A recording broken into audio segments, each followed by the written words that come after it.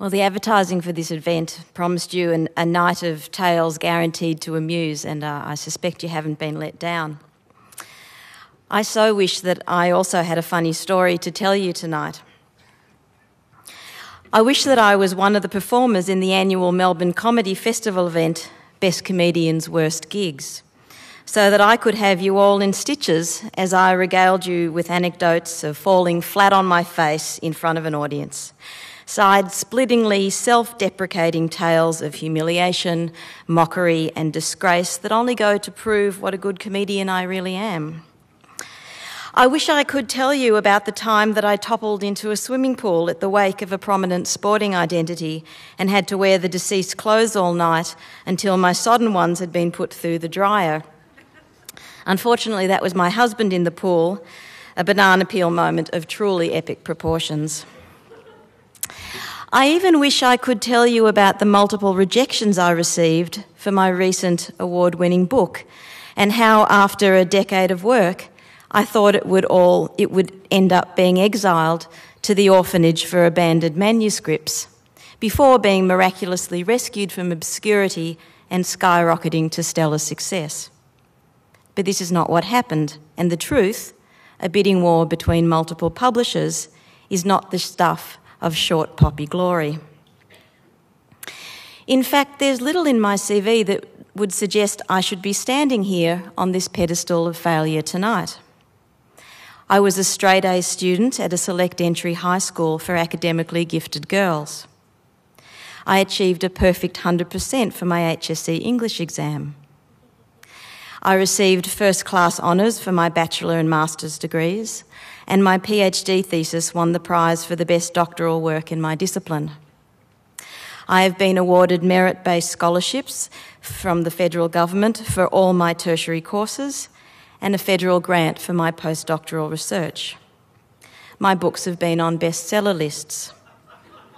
My television documentary was a critical triumph, and my new documentary series will hit the screens on the 19th of August. So no belly flops or banana peels there. My domestic life is pretty cosy too. I met the love of my life in first year university, and my husband and I have now been together for 26 years. All of them bliss, he would say with only the hint of an impudent smile. Together we are raising 3 delightful, healthy children whose company we prefer to most other human or technological interaction. Our warm and hospitable suburban home is filled with food, love and laughter. We have an open-door policy with friends and wildlife alike. At the moment, we are breaking bread with a dog, 2 cats, 4 rabbits, 12 guinea pigs and the ever-present chooks. We have a beach house.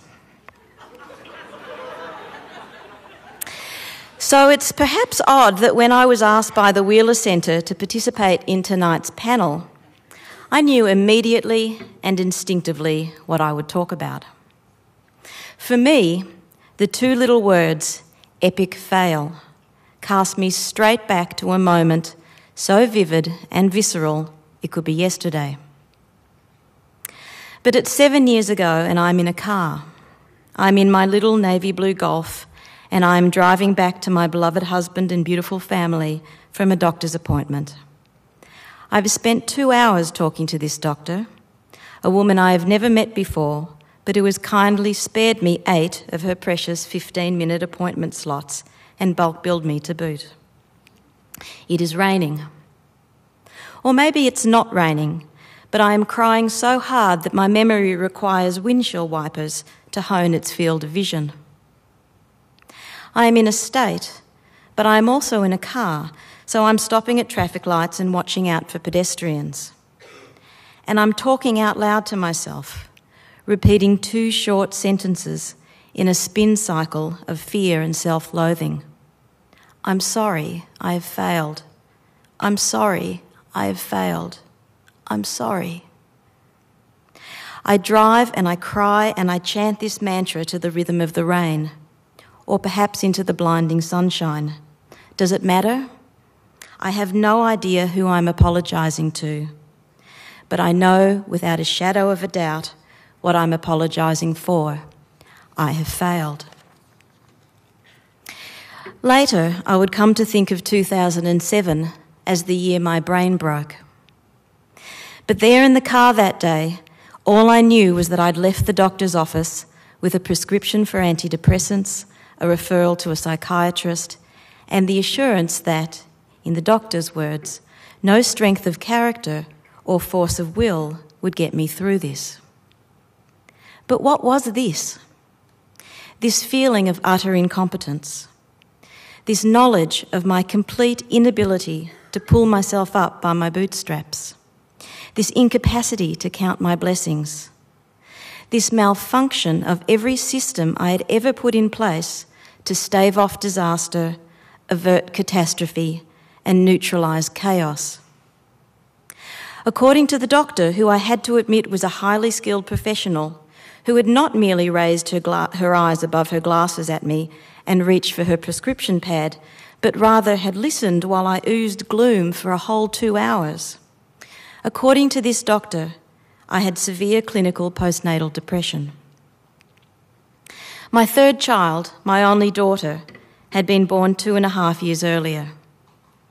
We were instantly bonded in a deep and abiding connection. Every photo shows me beaming with pride and joy. With her birth, I experienced a deep sense of fulfilment, and a circle that I wasn't aware was broken had finally closed. And yet, for at least 2 years I had struggled with the daily challenge to scale the summit of my own wretchedness. Most days were like snorkelling through tar. Dark, heavy, suffocating days, punctuated by panic and a generalised sense of impending doom. I experienced waking hallucinations of my baby toppling down the stairs, a bomb in her pusher, snakes crawling next to the bunny rug where she kicked happily in the backyard. At night when I slept, if I slept, which was rarely, I dreamed I was falling into a black abyss.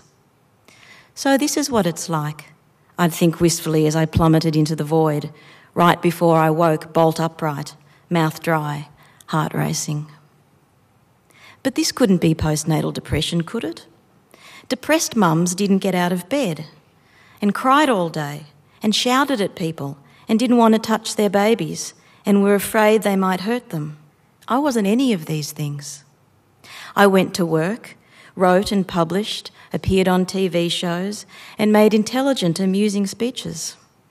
I had a hot meal on the table every night and clean school uniforms in the cupboard.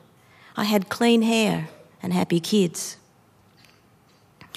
Yes, I often felt red raw when watching the news or reading the paper, like my skin had been peeled away, gleaning on some deep gut level that it was my fault that a man had thrown his child off a bridge, or a group of teenagers had been mown down by a drunk driver, or a baby's pusher had blown on the train tracks in a big wind.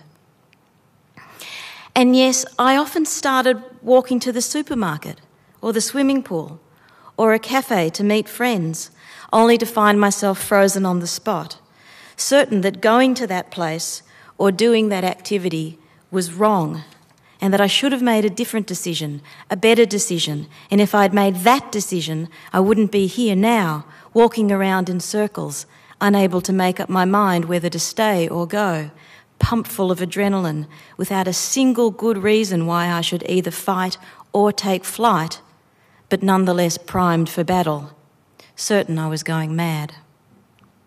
On the outside, I was a solid citizen. On the inside, I had fractured into a million little pieces. But it was not until 45-year-old Audrey Fagan, Chief Police Officer of the ACT, was found hanging in her hotel room on a Queensland tropical island in April 2007 that I started to grasp that something was seriously wrong with me beyond my own failure to stop myself from feeling so rotten and acting so crazy. Stories on Fagan's death all took the same line.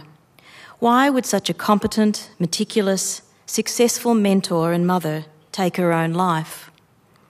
"Awesome mum solved all problems but her own," read one headline. Amanda Vanstone was quoted saying, "She was always happy. There was never any nastiness about her. She got along well with everybody." Australian Federal Police Commissioner Mick Keelty said, "She was a very professional, very strong woman, and I think that's what has surprised all of us, that because she was such a strong woman, such a determined woman, it's a great lesson to all of us, that everybody is vulnerable." None of the articles said that Audrey Fagan had depression, though one story published in the Good Weekend magazine a few months after her death implied it. Reading that piece at my kitchen table, I felt such a profound affinity with Fagan that my blood ran cold. It was not long after that I found myself a doctor.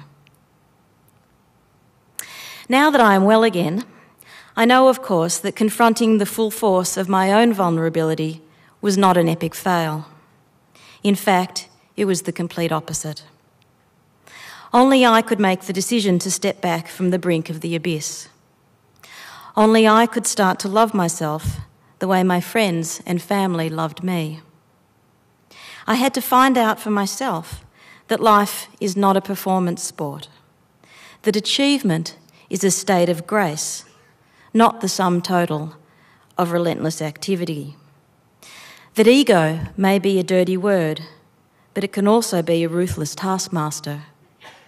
And that hard work often brings just rewards, but it's not what sets you free. Thank you.